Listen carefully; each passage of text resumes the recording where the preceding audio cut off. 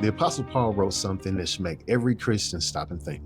He said, if Christ be not raised, your faith is in vain. That means the truth matters, not just belief, not just tradition. And once I started taking that seriously, I realized that I needed to go back to the beginning. I started off as a Christian. And when I say Christian, I mean, I believe the stories. I believe God created the world. I believe Adam and Eve were the first two people. I believe the serpent was Satan.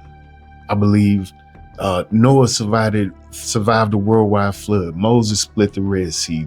And I believe that Jesus died, got up, and proved that Christianity was true. Later on, I became influenced by Islam, and I started looking at the Bible through a different religious framework. Then I moved deeper into Black history, African spirituality, and what people loosely call Hotep information. Every stage gave me a new way to look at these ancient texts and books. And every stage made me certain that I finally understood what all of it meant. So now I'm going back and checking everybody's receipts, my own things that I used to believe. So some videos will be straight reading, no preaching, no breakdown, nothing like that. And we just gonna read the chapter. Then in a separate video, we'll come back and break it down. So when an idea comes from a scholar, I'm gonna tell you which scholar. When it comes from a different tradition, whether it be Gnosticism, Islam, things like that, I'm gonna say that.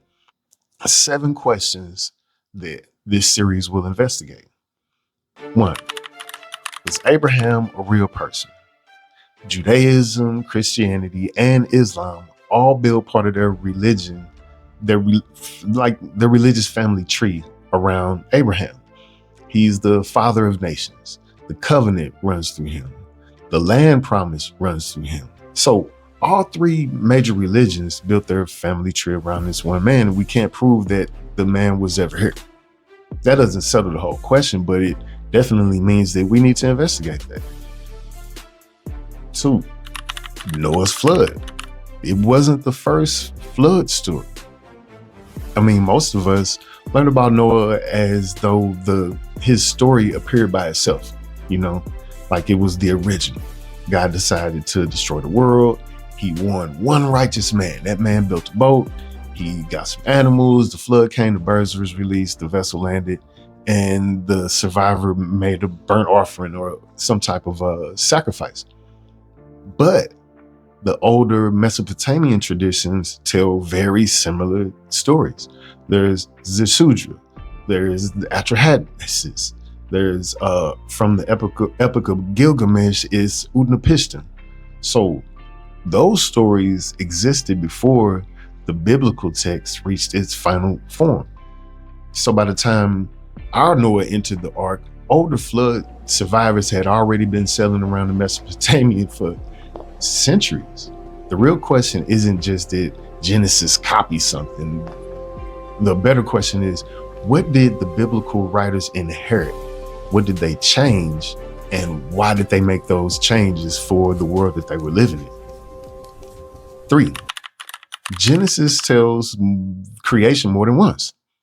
Before we even get out the second chapter, the Bible already told creation more than one way. Genesis 1 gives us a structured cosmic sequence.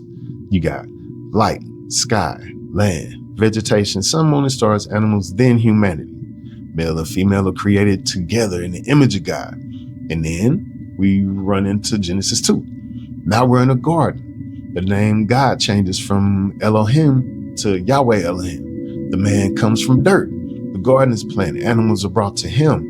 And the woman is made from a rib. The style is different.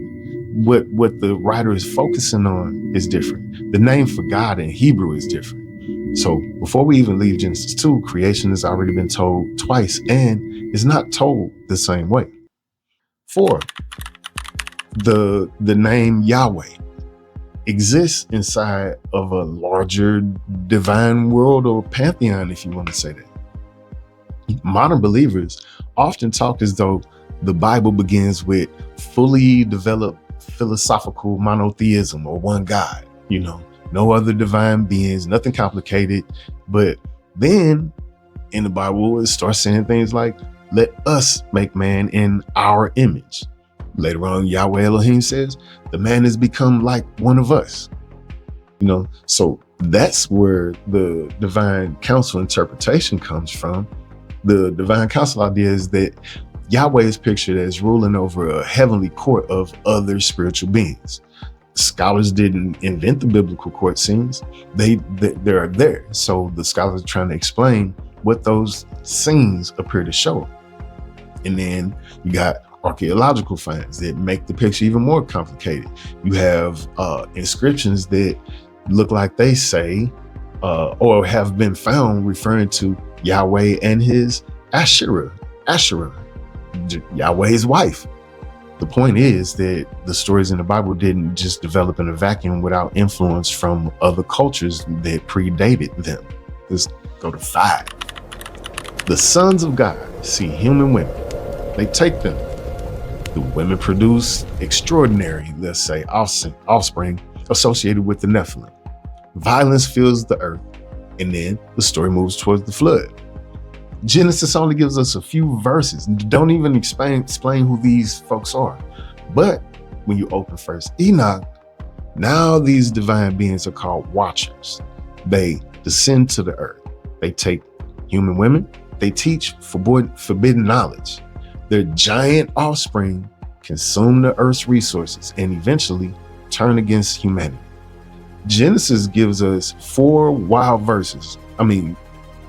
Sentences pretty much, and then keeps on pushing. First Enoch feels like somebody found the missing pieces that the Bible left out. And this isn't some book that just popped up out of nowhere on the internet last week or something. The book of Enoch was circulated before and during the rise of Christianity. What were ancient Jews and Christians reading before that line was drawn when somebody said that the book of Enoch was not to be included? 6, right? People decided which books became the Bible. There's no single universal Bible that every Christian tradition has always shared. You got Protestants, Catholics, Eastern Orthodox, Ethiopian Orthodox tradition, etc., etc., etc. And they don't all contain the same books. Then the Nag Hammadi library was discovered, containing early Gnostic Christian writings that present Jesus, the salvation, resurrection, and the very nature of God very differently from the theology that later came dominant that I grew up with. The canon tells us which books particular religious communities eventually authorized. It doesn't tell us every text that ever existed. And it doesn't tell us what the common people or the people around that time, what they value. The resurrection. Now we come back to Paul. If Christ be not raised, your faith is in vain. Paul made the resurrection the load-bearing claim. But Christianity didn't enter in a world that never heard of God's defeating death, descending into the underworld, returning with the seasons, offering salvation, or giving followers hope beyond the grave. Egypt had Osiris.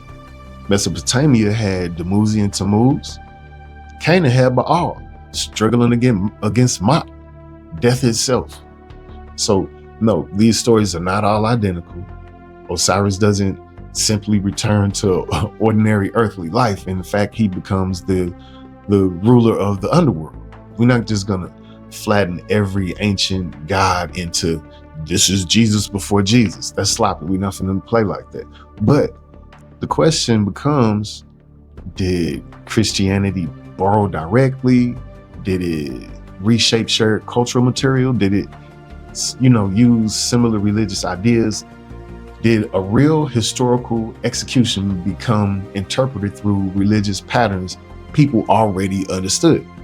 Or did something supernatural actually happen? Did a magic book just get tossed down to people? Those questions can't be answered by just repeating what we've already inherited. So that's the reason for my investigation. You got to check the receipts. These stories have histories, and they were interpreted differently by different communities. Personally, those things look like fingerprints to me. Talking snakes look like a human storytelling type of thing. People being built from ribs look like human storytelling things to me. You know, light, morning, evening, and vegetation popping up before the sun is in the sky seems like human storytelling to me. You might reach a different conclusion. My job isn't to force you into mine. My job is to show you what the text say, where the explanations come from, and what the evidence can actually support. So this is how we're gonna rock it.